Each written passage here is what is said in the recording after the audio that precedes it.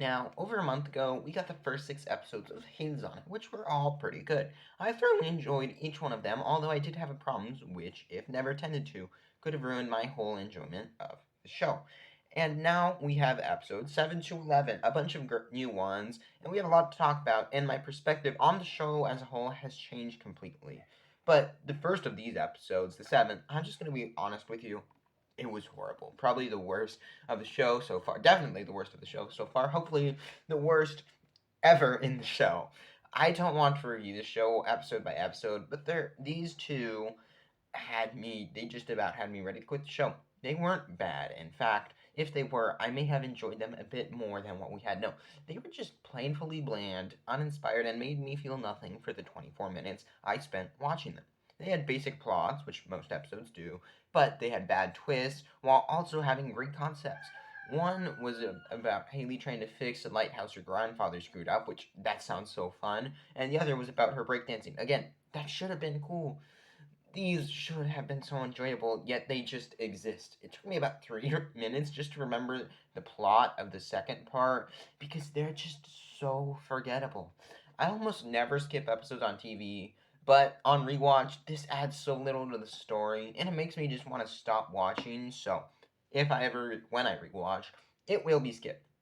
Well, luckily, though, episodes 8 to 10, they were all a bunch of fun. They had great concepts, great twists, great songs. We had great character moments, and just amazing new characters. Three of my favorites were the weird Canadian girl, Billboard, which, yes, he does appear in the Lighthouse episode, but he was the only good part. And we also had Spicy Daddy, Weird Girl, and Spicy Daddy. I don't remember their names, but we'll just stick with these nicknames because they're awesome. These episodes are what I love out of the show. Weird concepts that feel grounded with fun characters, good jokes, and just a solid 11 minutes of television. They aren't anything revolutionary, but it is a great cartoon which has something slowly building up in the background, and it's just so enjoyable. Like I first thought, these episodes are just the perfect mix of Amphibia and Phineas and Ferb with the best of both shows and almost none of their flaws. A perfect show in what it's setting out to do, and I loved these episodes for that reason. But there is one episode that just broke me. My perception of the show, what it can be, what it is doing, all of that has now changed, and my hype for the show is off the charts. And I still can't believe how good the episode was. Episode 11 was the show's second full 24-minute episode, the first one since the pilot. I knew this meant big things, but I still couldn't believe all that happened, and what we got was just a regular episode on steroids. I don't just mean a more bonkers plot, more runtime. Everything here was just perfect. We had the funniest jokes. So we're going to unwind with a little hot yoga, and then he's going to show me his boomerang. Haha. The best character moments. We also had a crazy plot, and this episode's significance for the future had me screaming just because of every different emotion that I could possibly have while the episode ended. I assume this is the mid-season point, and it is the catalyst that I predicted, and it sets up so much for the future. We learned aliens exist in this universe, which, although might seem like a throwaway, seems like a big thing for the story, especially relating to the future of the show. I could see a secret invasion type storyline where the aliens are the ones who created the chaos bot so humans would die and they could inhabit the planet or something along those lines. It just feels too random to be random and just too far out if not having a plan, and it completely goes against the more grounded feel of the rest of the show, even though the rest of the show is pretty bonkers, it still feels grounded somehow. We learn small bits of information about the future as well, and get glimpses of the bigger picture, but I think anyone who has seen the episode knows the main reason I'm so hyped. Christine broke up with Scott.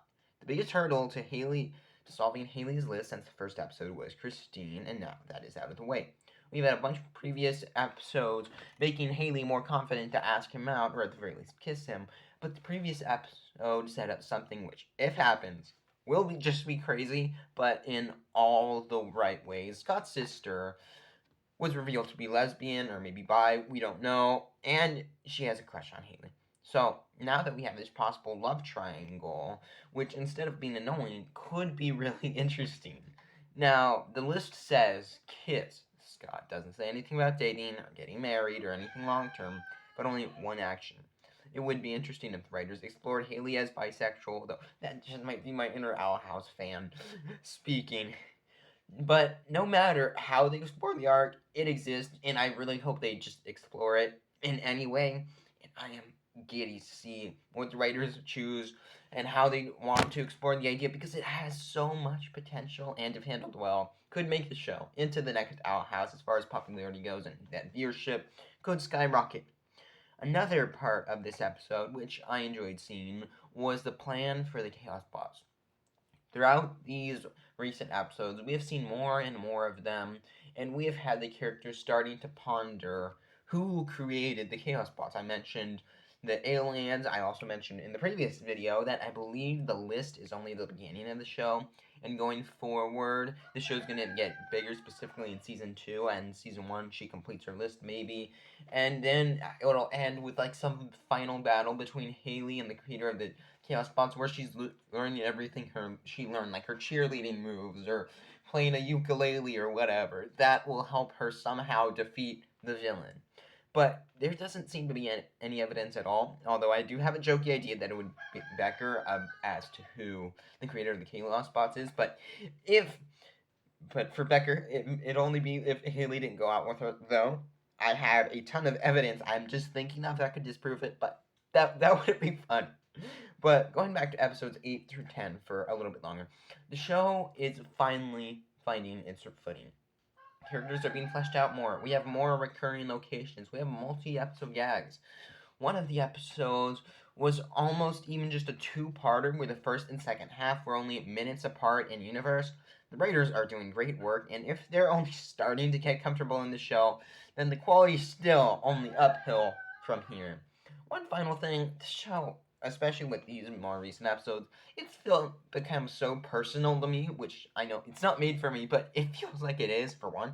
I lived in San Diego, but the references and the characters, they just relate to my life so much. While watching Christine Senora, I was going to a quinceanera 2 hours after I was watching the episode, or when there was that throwaway pickleball line, or AC.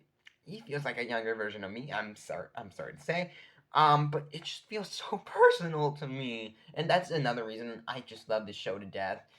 Although it's not my favorite show of all time, it's still really good, and these small elements make me connect with it a lot. When the Owl House ended, I didn't think a show like this could hook me in so deeply, but thankfully it has. Although it isn't the lore-rich masterpiece seen in the Owl House, it has made its own identity, and I love the show for that. As we get the story progressing bit by bit, I am so excited to continue following along, hopefully loving the show and talking about it as well. I do think if we get more of the Becker queer stories explored, the audience will grow, and I look forward to that because the show deserves all the love. Anyways, though, that's all I have to say. Thanks for watching, and what do you think? Have you seen the latest episodes? Do you enjoy them? What are your theories for the future of Hailey's on it? All that and more, make sure to leave in the comments down below. The Owl House and Nimona are some of my other favorite bits of recent animation, and they have a lot in common. If you want to see me compare these amazing projects, make sure to check it out in this video, where I also praise them heavily. Make sure to subscribe to support me on my journey to 1,000 subscribers, and so I continue to talk all about animation. Once again, thanks for watching. I've been Fictional Fanatics, and until the next one, bye! And then he's gonna show me his boomerang.